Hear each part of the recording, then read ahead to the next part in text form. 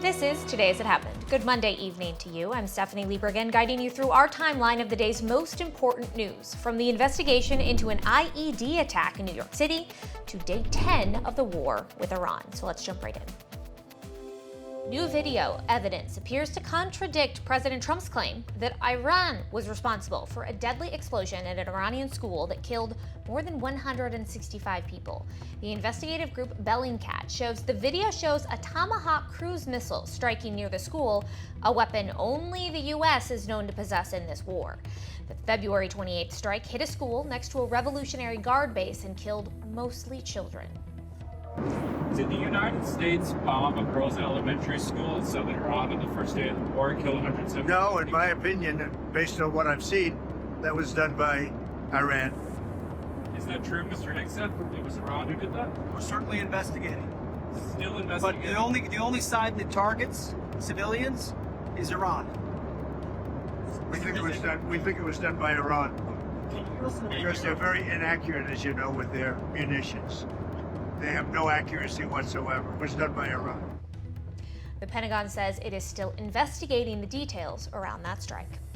Smoke rose over Beirut's skyline early this morning after explosions from Israeli bombings. The IDF launched a series of strikes on southern Beirut last week and ordered all residents of the densely populated area to evacuate. The airstrikes are the latest in the fighting between Israel and Hezbollah that began earlier in March. The Iran-backed group has been firing rockets and drones into Israel in retaliation for the killing of Iran's supreme leader. In Tehran today, there were several explosions in what appeared to be new airstrikes on the Iranian capital. They reportedly came from the southwestern part of the city. Now, thick black smoke continues to hang over Tehran as fires from destroyed oil storage tanks are still burning. That's after major airstrikes on several oil storage facilities late Saturday that targeted the city's energy infrastructure. Another U.S. service member died from injuries sustained during Iran's initial attacks across the Middle East. Central Command says the service member was seriously wounded during an attack on U.S. troops in Saudi Arabia on March 1st. This brings the total number of service members killed during Operation Epic Fury to 7. And right now, we want to go to our Scripps News senior international correspondent, Jason Bellini, who's joining me now live from Israel with a little bit more on what exactly has happened over the weekend. So, Jason, you've been keeping an eye on this. You are literally living through it there in Tel Aviv. What stands out to you as the most significant developments? Hi, Stephanie. It was a very busy weekend. Many alerts here in Tel Aviv. And right now, the entire Middle East is becoming ever more engulfed into what is now a multi-front conflagration, punctuated by the black smoke of burning oil and the ascension of a new hardline dynasty in Tehran. The retaliation aimed at Israel now in a new deadly, indiscriminate form. In central Israel, shrapnel of Iranian ballistic cluster missiles has turned suburban streets into kill zones. At least 2 people are dead at an impact site today. Others, including a woman struck by falling fragments on her way to a shelter, fill the wards of nearby hospitals. On Sunday, an Iranian ballistic missile carrying a cluster warhead scattered bomblets and shrapnel across 21 sites in the Tel Aviv metropolitan area. 6 people wounded, 1 seriously. The horizon across the Persian Gulf is no longer defined by the sunset, but by the orange glow of industrial ruin. Israeli warplanes have, for the first time, struck Iran's fuel depositories directly. Infrastructure Israel claims is the lifeblood of the Iranian military machine. The fire is spreading. In Bahrain, the state-owned Babco refinery is under force majeure, no longer in service after drone strikes that also wounded 32, among them a 2-month-old. Saudi Arabia reports intercepting 5 drones targeting the Shaibal oil field. A government building in Kuwait City aflame this weekend. And the UAE scrambles gunships to claw Iranian drones out of the sky. Target destroyed. But the most consequential shift is happening in the halls of power. In Tehran, street celebrations, as the vacuum left by the killing of Ayatollah Ali Khamenei has been filled. His son, Moshtaba, named the 3rd supreme leader, endorsed by the Revolutionary Guard as a, quote, new dawn. The 56-year-old veteran represents a seamless transition to a permanent wartime footing. The airstrikes on February 28th that kicked off this war with Iran killed not just the new supreme leader's father, but also his mother, his wife, and reportedly one of his sons as well. the family's martyrdom contributing to his credibility with the all-important Islamic Revolutionary Guard Corps. Stephanie? Well, Jason, we're 10 days in now. You are there in Tel Aviv. How are people reacting? How is everyone doing there as this war continues? Stephanie, I can tell you there's real trepidation when it comes to these cluster munitions because it is just so unpredictable where they're going to hit, and they're seeing examples of people who are paying the price when they don't shelter, when they don't heed the warnings that come in.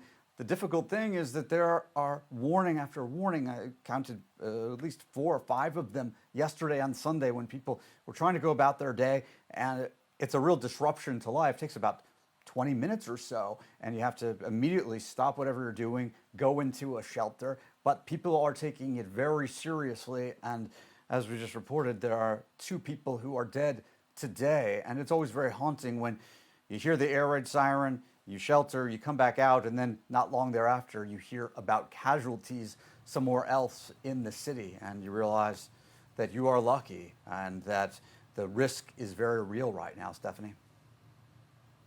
Wow, something that a lot of Americans probably could struggle to wrap their heads around, what life is like with those air raid sirens being used multiple times a day. Scripps News senior international correspondent Jason Bellini live for us in Tel Aviv. Thank you, my friend, and do stay safe. Now let's take a quick look at some of the other major headlines from today. Pop star Rihanna appears to be okay after someone shot at her mansion 4 times while she was home on Sunday. That's according to police. The LAPD says a 30-year-old woman has been arrested. Investigators believe she fired multiple shots from a car in broad daylight. It's unclear if Rihanna's partner or children were home at the time. Passengers around the country are starting to experience chaos at the airport. Officials say TSA agents have stopped showing up to work amid the partial government shutdown, and that's led to very long lines at some security checkpoints. TSA agents are once again working without pay as Congress continues to debate funding for the Department of Homeland Security. Some people waited in lines like this one for more than 3 hours, especially at Houston's Hobby Airport. Officials there are recommending now passengers need to arrive 4 to 5 hours before their flight to ensure they make it through screening. The wait time at last check at Hobby Airport today, 180 minutes. We'll be back in just a moment as we continue tracking today's top news.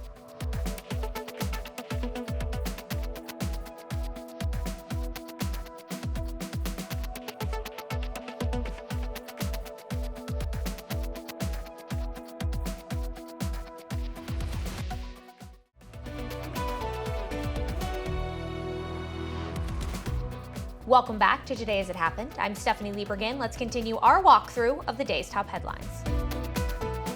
Anthropic is suing the Trump administration, asking federal courts to reverse the Pentagon's decision designating the artificial intelligence company to a supply chain risk.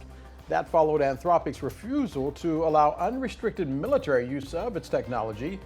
The Pentagon last week formally designating the San Francisco tech company a supply chain risk after an unusually public dispute over how AI chatbot Claude was used in warfare. The lawsuit aims to undo the designation and block its enforcement. Well, pack your wallet if you're heading out to fill up. Energy prices are dominating today's headlines. Crude prices smashing through what was once thought to be a barrier of $100 a barrel, hitting close to $120 a barrel at one point Sunday night. Scripps News business and tech correspondent Mara Barrett is following the money. She joins us now live from Denver. And Mara, we know higher crude prices filters down to all of us at the pump. I filled up this morning. My daughter did too. Not too happy. What kind of price hikes are we looking at? Well, Del, we're seeing the national average, according to AAA, sitting at $3.48. That's up 50 cents since all of this started in terms of the Iran conflict. And when I was speaking with market analysts last week, they had warned, hey, if the cost of a barrel of oil goes up to about $100 a barrel, as we've just seen happen, we could see gas prices get into the $4 range.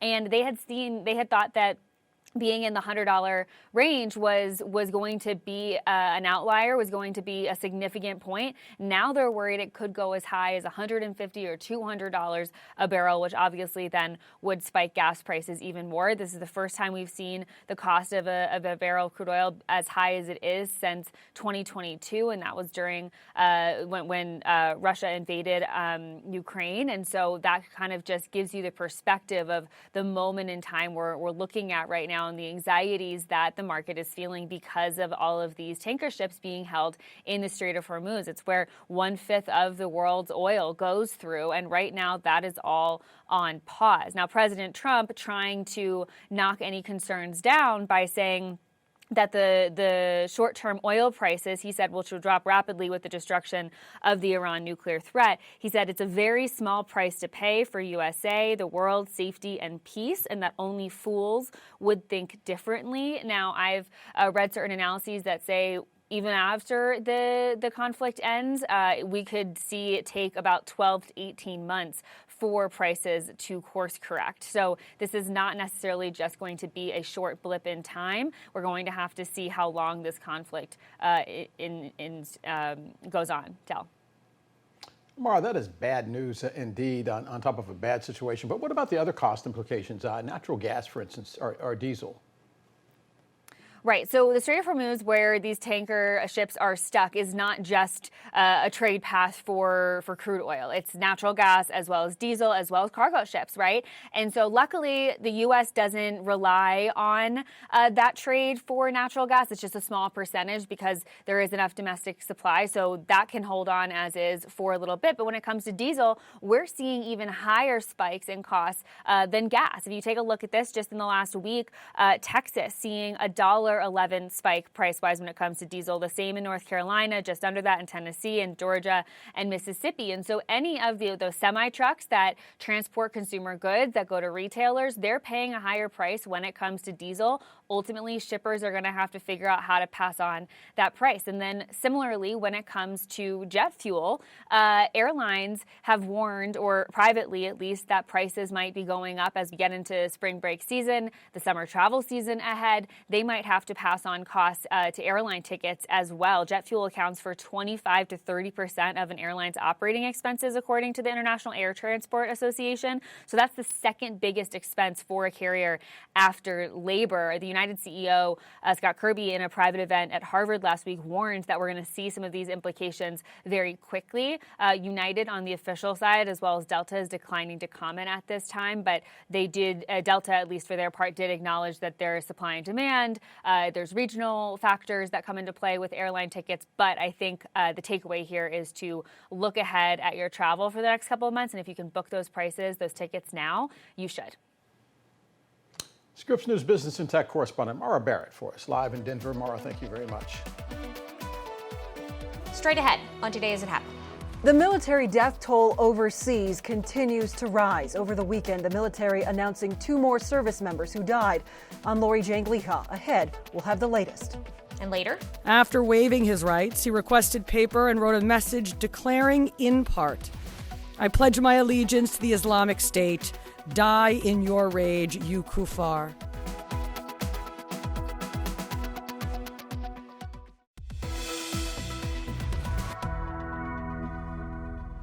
welcome back to Today As It Happened. Let's return to our briefing of today's top stories.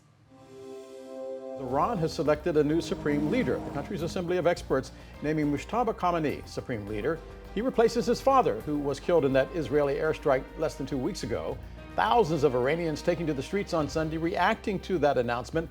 The younger Khamenei has long been considered a top contender for the job, but he's never held an elected office or appointed government position.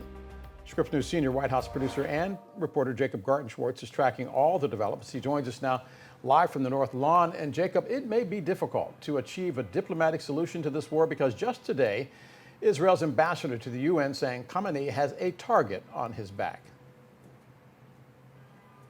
That's right, Del. That ambassador, Danny Danon, suggesting that Israel may in fact try to target the new supreme leader of Iran, also suggesting that the quote, there is no daylight between the U.S. and Israel. That's, of course, as we have yet to hear a fulsome reaction from President Trump or any other Trump administration officials as to Khamenei's announcement as the new supreme leader. Of course, in his role of supreme leader, he will oversee not just the spiritual foundation within Iran, but also its government and many aspects of its military. President Trump, before his announcement was made official, as it was still in that rumored phase, had spoken out against the son of the late supreme leader, suggesting that he was, quote, a lightweight, and also claiming that he needed to personally be involved in the decision to appoint a new leader. But of course, those comments from Israel's ambassador to the UN raising significant alarm bells, as it appears this conflict may be going forward intensely with, yet another round of strikes perhaps planned for Iranian leadership. Let's listen to what that senior Israeli official at the UN had to tell reporters this morning. Listen. There is no daylight between the U.S. and Israel. The new leader, unfortunately, is more of the same. Same ideology, same radical ideas, and if anyone will promote those radical ideas against us, we will target them, we will find them. Now, the president has made a number of calls to media officials, reporters in recent days, including to the New York Post earlier today, where he said he is, quote, not happy with him in terms of the new supreme leader, but again, declining to answer specific questions as to how the United States might approach the conflict given this new development. We do expect to hear from the president on camera later today, both in remarks to Republicans who are assembled for meetings in Florida this afternoon, as well as in a news conference where he's expected to sort of lay out the latest from his perspective on the Iran conflict this evening. So, Jacob, what is the latest we're hearing from the administration about how the war is progressing? Well, we have seen a series of, some might say, shifting responses to the basic question. What is the goal of this conflict, and what comes after our goals are accomplished? Over the past 10 days or so since this first broke out, we were told that first the goal was to eliminate Iran's nuclear capacity for nuclear weapons. And now we are hearing that the goal is to really take out most, if not all, of Iran's military altogether. Then, of course, there's the president's on-again, off-again flirting with this idea of regime change, suggesting, as he has today, that he needs to be personally involved in the selection of a new leader for Iran. Just this morning, we heard from Secretary of State Marco Rubio describing his objectives for the war campaign. Here's what he had to say. The goals of this mission are clear, and it's important to continue to remind the American people of why it is that the greatest military in the history of the world is engaged in this operation. It is to destroy the ability of this regime to launch missiles, both by destroying their missiles and their launchers, destroy the factories that make these missiles, and destroy their navy. I think we are all seeing right now the threat that this clerical regime poses to the region and to the world. That's the objective, according to the U.S. Secretary of State. Again, we will hear from the president later this afternoon or evening as to how he is viewing how this conflict is going. Of course, as you noted in your introduction, though, signs pointing to impacts on Americans growing, not just the death of at least 7 service members, but of course, oil prices rising. It's going to hit us both at the gas pump as well as any products that are shipped or use diesel oil. Del. Scripps News senior White House producer and reporter Jacob Garden-Schwartz for us live on the North Lawn. Jacob, thank you very much. Meanwhile, the numbers you heard Jason refer to are growing. The U.S. announcing the latest military casualties today. One died during the attack, another due to a medical emergency. Scripps News senior national investigative correspondent Lori Jane Gliha joins us live from Denver. And Lori Jane, what have you found out about actually what happened? Well, Del, we're still gathering details, but over the weekend, U.S. Central Command posted updates on the death toll, and that includes 2 more service members. Over the weekend, U.S. Central Command announced 2 more deaths of American service members linked to Operation Epic Fury. One died of his injuries during an attack in Saudi Arabia. The other suffered a medical incident while in Kuwait. According to the government, Sergeant Benjamin Pennington died Sunday after succumbing to injuries he suffered a week earlier during an attack at Prince Sultan Air Base in Saudi Arabia. The 26-year-old was a soldier from Kentucky, assigned to the 1st Space Battalion, 1st Space Brigade out of Fort Carson, Colorado. The second death involved a New York Police Department officer who died of a medical issue while deployed in Kuwait. In a post on X, the NYPD said Officer Sorfli Davius had a medical episode. According to the military, he went to Kuwait in the summertime as part of Operation Spartan Shield and worked as a data systems engineering officer responsible for computer and communications network security. He was a member of the 42nd Infantry Division of the National Guard, a previous member of the Air Force, and had served in the New York Police Department since 2014. In a statement, the police department said, "We keep his family in our thoughts and prayers. May his memory be a blessing." And Del, as with the previous casualty related to Operation Epic Fury, we know that Pennington will be given a promotion after death to staff sergeant. Del? And Lori Jane, have you found out any more information about that attack on that air base at Saudi Arabia on March 1st that led to Sergeant Pennington's death? Okay, so this morning, Del, we asked CENTCOM and the Department of Defense for more details about that attack in Saudi Arabia. Given a service member was gravely injured, we wanted to know whether there were other injured service members, whether the soldier was medically evacuated, and why the military did not share more significant details about this injured service member sooner. Well, CENTCOM referred us to the DoD press release, and when I inquired with the Department of Defense, they referred me back to CENTCOM. So at this point, Del, we do not have the complete picture. Hopefully more information will be coming out soon. Del? Scripps News Senior National Investigative Correspondent Lori Jane Gliha for us live in Denver. Lori Jane, thank you very much. Coming up on Today's It Happened. The defendants were inspired by ISIS to carry out their attack. There should be no confusion about what ISIS constitutes. It is a designated foreign terrorist organization responsible for deadly terrorist attacks across the globe and has taken credit for mass casualty attacks in Europe, the Middle East, and right here in the United States. And as alleged, both defendants have admitted that they acted on Saturday because of ISIS.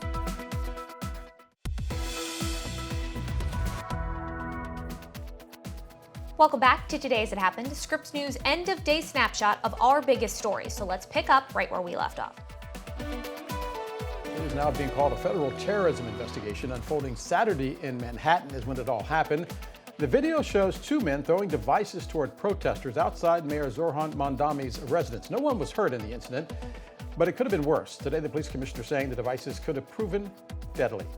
Scripps News Senior National Investigative Correspondent Alex Miller is live in New York with the latest on this story. And Alex, officials wrapping up that news conference a short while ago, we heard a lot more about the suspects themselves and the destruction that they had hoped to inflict.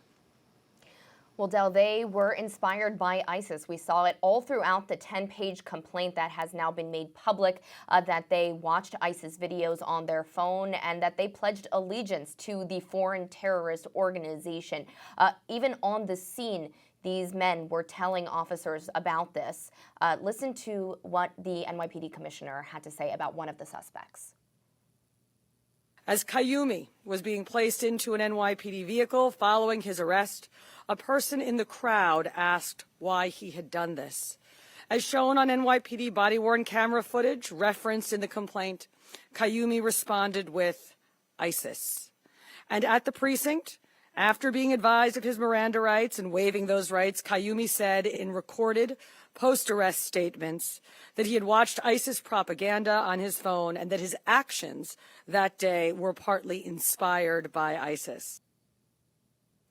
Now, originally, Del, this was a right-wing protest that had been planned outside of Gracie Mansion, which is where the mayor lives. It was an anti-Islam protest, and then there were about 100 counter-protests that came there, including two of these men. I want to read you a little bit more from this complaint. The Emir Balat, the other suspect in this, told officers this isn't just a religion that stands when people talk about the blessed name of the prophet. We take action. He said if he didn't do it, someone else will. And that after waiving his rights, he wrote a message for officers pledging allegiance to the Islamic State and saying, "Die in your rage, you kuffar." Die in your rage is a common ISIS slogan, and kuffar means infidel or non-believer. Alex, fascinating. Talk about the charges themselves. What are these teenagers facing? Yeah, they're 18 and 19 years old.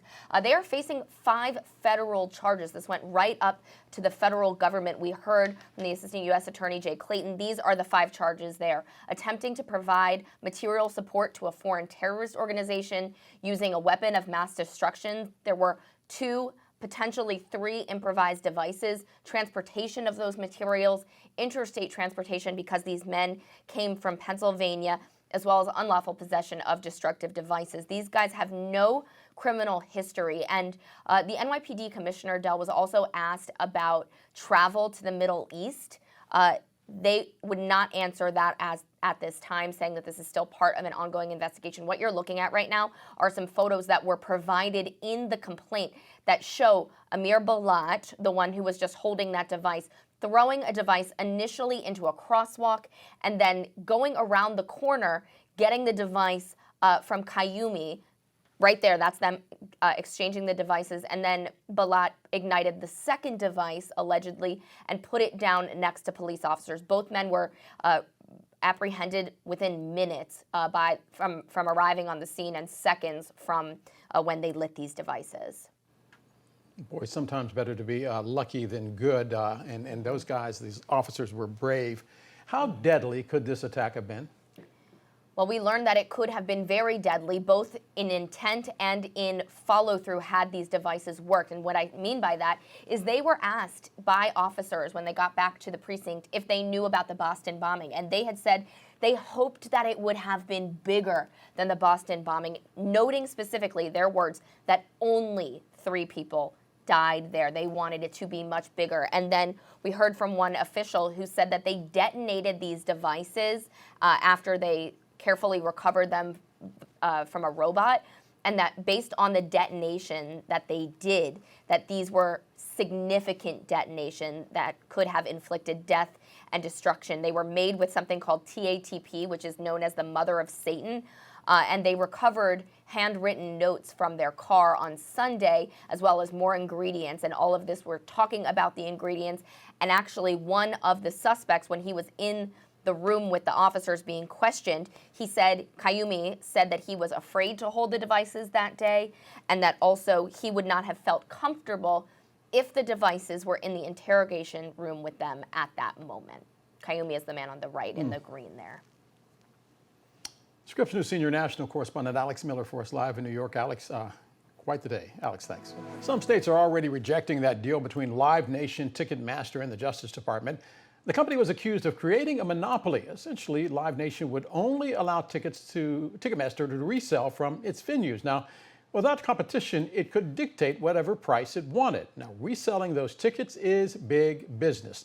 Think those Taylor Swift tickets, if you will, being resold for $10,000. Now, as part of the settlement, Ticketmaster will now have to let competitors get in on the action, and Live Nation will divest from 13 amphitheaters. It's also offering to disperse about $280 million in settlement funds to each state to join the suit. But New York and California say they don't agree, and they will move forward with their suits.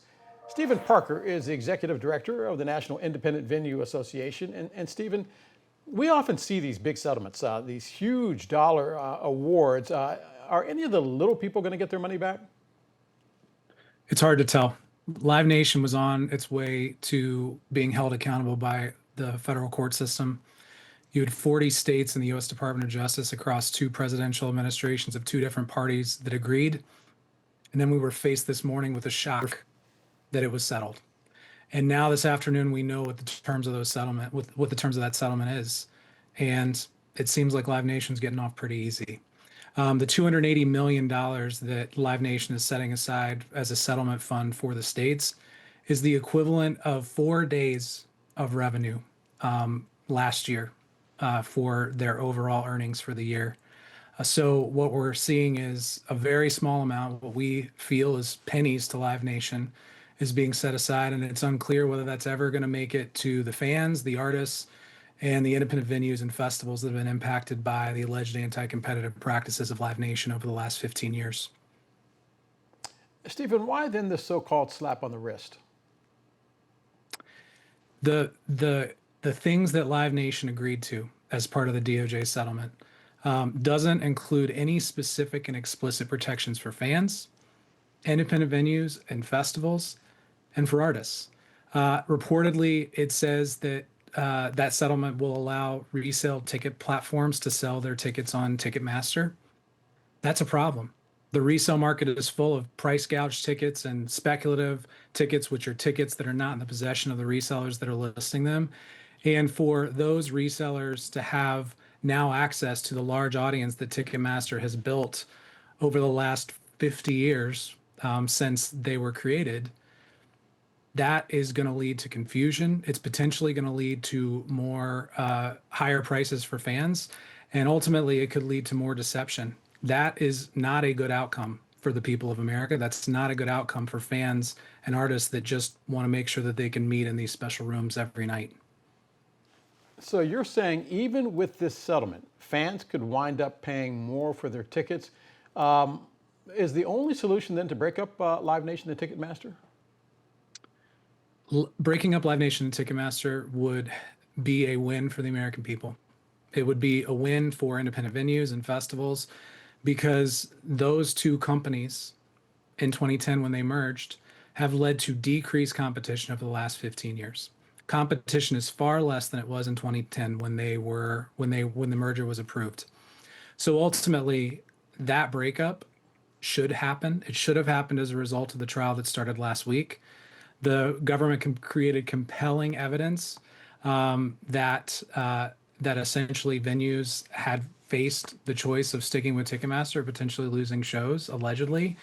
And ultimately, we think that a breakup should have happened as a result of the court case. But that said, this is not over. As you said at the beginning of this piece, state attorneys generals, at least 27 at this point, have rejected this settlement and have said they intend to move forward. And we encourage them to do so. And we hope, for the sake of fans and artists and independent venues and festivals, that they win and a breakup is secured via the state AG route. Stephen, is this a case of actuarial liability? In other words, a company that decides that they can fight it long enough that they make enough money while they're fighting it to be able to cover any losses? Insurance companies do it all the time. Does Ticketmaster do it? I can't speak to that. All I know is this. The announcement that came out this afternoon said that Live Nation's consent decree is potentially going to be extended for another 8 years. They had consent decrees in 2010, and then again, and during the first Trump administration, that, based on what was presented over the last few days as part of the trial, looks like they were allegedly violated. And here we are again with another consent decree that has proven time after time that they don't work. So we are doubtful that Live Nation is actually going to be held accountable by a consent decree. We are doubtful that justice was actually achieved today through this settlement, and we're hopeful that the state AGs allow this to finally mean substantive accountability for Live Nation. The fight should not be over, and just a different phase of it is beginning today. We'll have more of today's news coming up on Today As It Happened.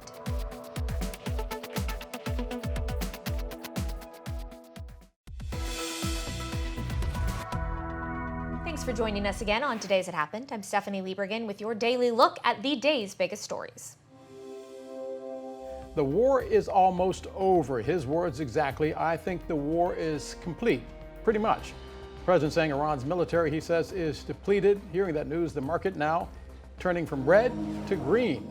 If you're looking at it right now, the markets are up 239 points after being down as much as 600 points earlier today. The S&P 500 also in positive territory, but still well below that Dow 50,000 number that the White House was touting even during his State of the Union address just a few short days ago. Ohio State's president abruptly resigning today follows his disclosure of an inappropriate relationship.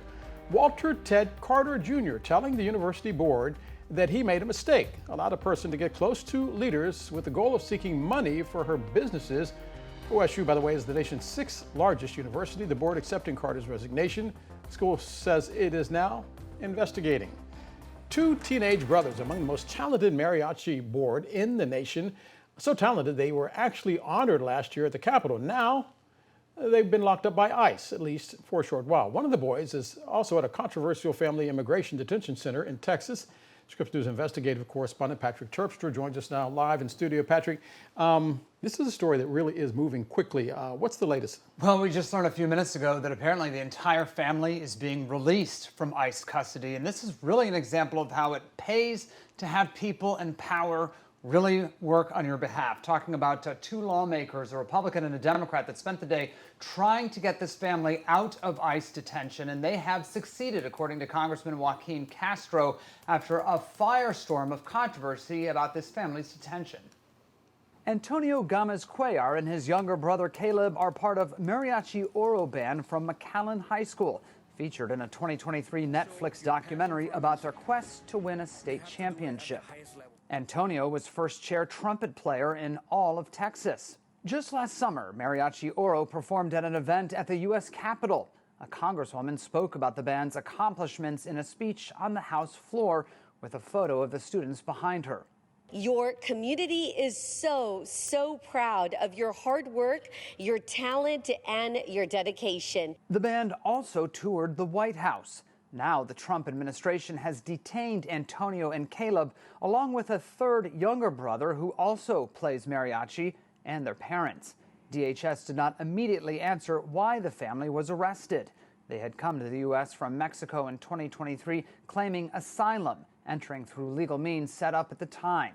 But asylum seekers have not been protected from the Trump administration's mass deportation push. ICE placed Antonio, 18, in an adult detention center apart from his family.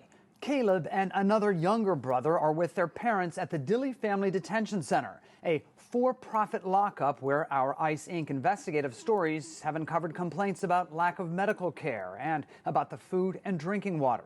Pediatrician Laura Jones is leading an effort among healthcare workers calling for the release of all children held at Dilley, some for months and months. There really is no reason to be causing harm to children. We are traumatizing them, we are harming them, and it's not justified, and it should end. And I think that if you take the politics out of it, this is really not a controversial issue.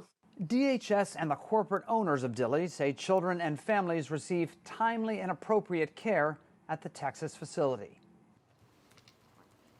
And again, Congressman Joaquin Castro saying that the family is in the process of being released. They ultimately may still be deported back to Mexico, but presumably now they can have this asylum process play out while they are at home and doing those check-ins with ICE. And important to point out here, Del, that there are still dozens, if not hundreds, of other kids that are locked up in Dilley, but they don't have those voices of members of Congress picking up the phone and calling ICE and saying, let these people out. And we have a tendency to believe sometimes that even though they're released, that the trauma hasn't already occurred. I mean, imagine, if you will, that you're a mariachi band, you're touring the United States, you're the toast of the town in Washington, D.C., and the next thing you know, you're technically in prison. We call them detention centers, but you're in prison. Yeah, and the 18-year-old, that oldest boy, he actually had to go to an adult detention center because once you hit 18, you cannot be in that family setting. So they were in that for days. And so, yeah, you have to wonder, what is the long-term impact of that? Scripps News investigative correspondent Patrick Terpstra. Patrick, as always, we thank you very much. More of today's top stories just ahead on Today As It Happened. Stay with us.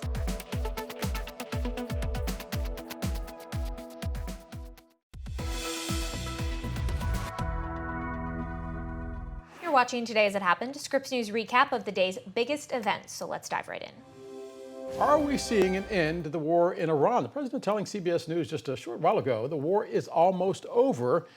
His words exactly, I think the war is very complete, pretty much. The president saying Iran's military is depleted. U.S. CENTCOM, though, saying U.S. forces have now struck about 3,000 targets. In addition, about 43 Iranian warships have either been damaged or destroyed. But a top Iranian official telling CNN just moments ago that it is prepared for the long haul, adding, quote, there is no room for diplomacy, end quote. Scripps News senior international correspondent Jason Bellini is in Tel Aviv, where they had to deal with cluster bombs last night. So, Jason, I'll put the question to you. Is the war almost over? Is the war almost over? Here in Israel, it certainly doesn't seem that way, especially when Iran retained the ability to hit this city with those cluster munitions. And I'll tell you a little bit more about those in just a moment. But in further response to your question, I think it really also depends on what the definition of over is. And it's quite possible Israel will have a very different definition from the United States. When it comes to that, it's clear that Israel, they hope to use this situation when you've got Iran's air defenses pretty much depleted, allowing Israel to be flying its fighter jets and hitting the targets that they've long sought to hit without any real, without the extreme danger. They want this to end, but they want it to end on their terms. And those terms also include, and I know we'll talk about this as well, leadership that doesn't hate Israel. Now, as far as those cluster munitions go, that's become a really tricky situation here. This is a different type of warhead than they're used to. This warhead is one that they can fire upon. They can try to hit the missile using the aero defense system, but by the time they hit the missile, it's already released several dozen munitions. These cluster munitions are about the size of grenades, and when that happens, they spread out. They spread out over a wide area. This is not a precision weapon by any means. They fall down and they cause damage, destruction, and in the case today, causing death of 2 people. This was just east of Tel Aviv, and there was a construction worker who was killed when the submunition rained down on his site. Another worker there's in critical condition. 3rd person seriously injured nearby. And yesterday, it was worse in terms of its reach. You had an Iranian cluster missile scattering impact sites across 21 locations in the Tel Aviv area. 6 people wounded, 1 seriously. The IDF has now eliminated roughly 75% of Iran's known missile launchers. But as far as those remaining missiles and what they're capable of doing, Iran isn't saying how many are cluster munitions, have cluster warheads. And as a result, Israel is finding out the hard way, Dal. Jason, let's talk about those competing narratives for how this war could possibly end. As you know, Iran's newly announced Supreme Leader, Mujtaba Khamenei, is being celebrated in rallies, thousands taken to the streets. Based, though, on the Israeli reaction to his being named, will it be difficult to imagine a diplomatic solution with Khamenei moving forward? It seems almost impossible to imagine. Israel has certainly given no indication that it wants to have diplomatic talks with him about ending the war. None whatsoever. It's quite the contrary. They've been very blunt, the Israelis and the Israeli Defense Force, saying even before he was chosen that the IDF would continue to pursue any successor to the Ayatollah and would not hesitate to target the people involved in that selection process. Well, they selected him, and now you've got people out on the streets in support of him. That's worrisome to Israelis that he is that kind of support. The real hope, of course, is that those people who are out marching against the regime, that they will take to the streets, that they would take over. But right now, we don't see signs of them. And it does seem that the old leadership, the old guard, they're still firmly in control. They certainly have the fear of the Iranian people, and they're already threatening people who are abroad, Iranians abroad. If they're speaking out against the regime, the new regime, which is basically the same as the old regime, well, they'll take their land away from them. They'll take their property away from them. They will be in a lot of trouble if they speak ill of the new commander of the Iranian people, Dal.